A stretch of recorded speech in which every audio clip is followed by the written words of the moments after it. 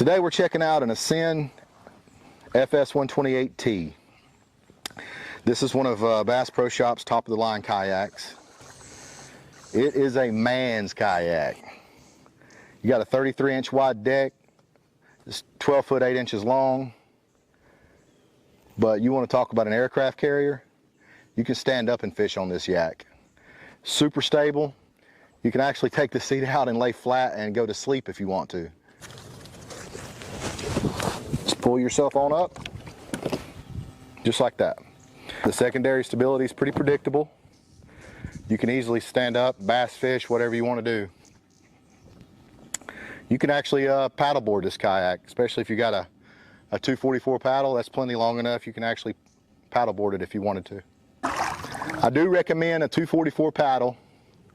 I think anything shorter would be a little too short. This is nice and comfortable. You know, you got your seat set up high, nice stable platform. You need a paddle that you don't have to lean over with to get a good dig. You got ample length with this paddle to just sit back, relax, and you can actually get some nice strokes without a whole lot of paddle drip. You know, you don't want your paddle way up here.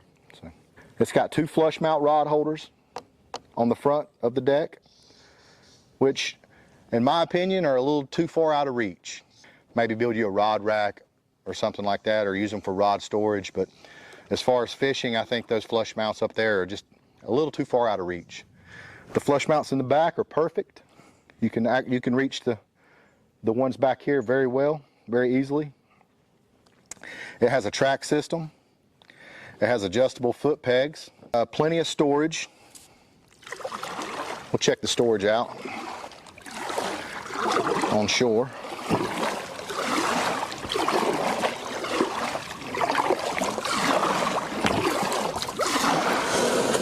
Plenty of room right here, which is awesome. And that's one downfall for the Hobie, is you got your Mirage drive, and that's one thing I miss about a paddle kayak, is all this room, especially on this kayak. You just got loads of room right here. You got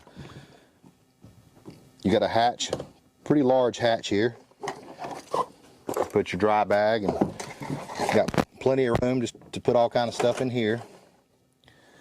You got another hatch here. That's actually a dry hatch. You got track here.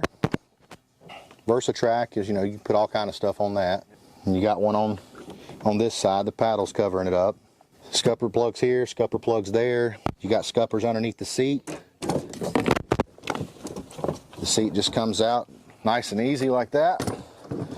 You can see the track for your seat where you can adjust it. Huge hatch in the back. You have access to your entire hull. It's actually long enough you can store rods inside of it if you wanted to. One thing I don't like about it is it only has one drain plug.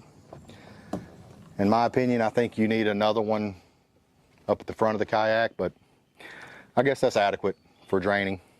But you got a splash guard up here at the bow. You can actually slide your rod tips up in there too to protect them if you wanted to. Somewhat of an aggressive keel up front. I mean, this kayak is definitely not made for the ocean. You could use it in the ocean, but as far as cutting through waves and everything, it flattens out. It's pretty much flat all the way across. You got an aggressive keel here. You got a little bit of flare right here, but if you're in some sloppy conditions, you're going to get wet. This kayak is made for stability. It's not made for cutting through chop. Overall, great kayak, especially for reservoirs, even current. You know, it's not going to be the most maneuverable kayak, but you know, it's give and take. You can see the keel on the Hobie Outback, how much more aggressive it is, and how it actually kind of comes up a little bit in the front. Just to give you an idea, notice I said it was a big man's kayak. My friend Will is 6 foot 290, and you can tell that he seems like he's pretty stable in it.